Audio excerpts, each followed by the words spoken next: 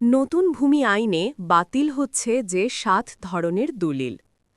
দেশের ভূমি খাতে দীর্ঘদিনের জটিলতা ও দুর্নীতি বন্ধে নতুন করে প্রণীত ভূমি ব্যবহার সত্ত্ব আইন ও ভূমি অপরাধ প্রতিরোধ ও প্রতিকার আইনে ৭ ধরনের দলিল বাতিল ঘোষণা করা হয়েছে।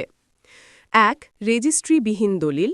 সাব রেজিস্ট্রার অফিসারের বৈধ সিল ও স্বাক্ষর ছাড়া যে দলিলগুলো তৈরি হয়েছে সেগুলো কার্যকর হবে না। বিশেষ করে বায়না দলিল, হেবা বা দান বা বন্ধককৃত জমির দলিলের ক্ষেত্রে রেজিস্ট্রেশন বাধ্যতামূলক। ২. জাল খতিয়ান ও জাল দলিল। ভূমি অফিসের কোনো দলিল নষ্ট বা পুড়ে গেলে কেউ যদি জাল দলিল তৈরি করে অন্যের সম্পত্তি দখল করতে চায় তা বাতিল হবে। ৩. খাস জমির বেআইনি দখল সংক্রান্ত দলিল।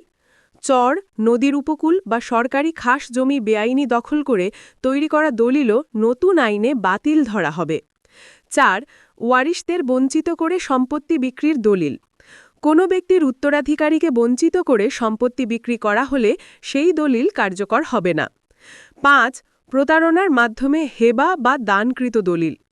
ভুল বোঝানো বা প্রতারণার মাধ্যমে হেবা দলিল তৈরি করলে তা বাতিল হবে। ৬. পাওয়ার অফ অ্যাটর্নি, উইল, ওসিয়াত, চুক্তিপত্র সরাসরি সম্পত্তি হস্তান্তরের দলিল নয় এমন দলিলগুলো নতুন আইন অনুযায়ী বাতিলকরণ প্রক্রিয়ায় বিশেষ শর্তে বাতিল হতে পারে। ৭. বাতিলকরণের জন্য আদালতের অনুমতি ছাড়া হস্তান্তর সংক্রান্ত দলিল।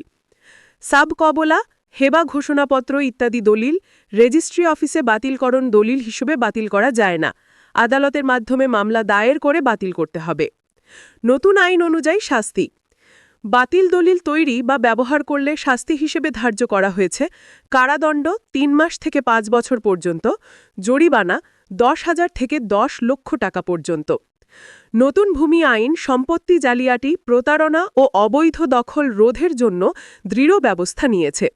রেজিস্ট্রিবিহীন, জাল, প্রতারণাপূর্ণ এবং ওয়ারিশদের বঞ্চিত দলিলগুলো বাতিল হবে এবং সংশ্লিষ্টদের আইনের আওতায় আনা হবে।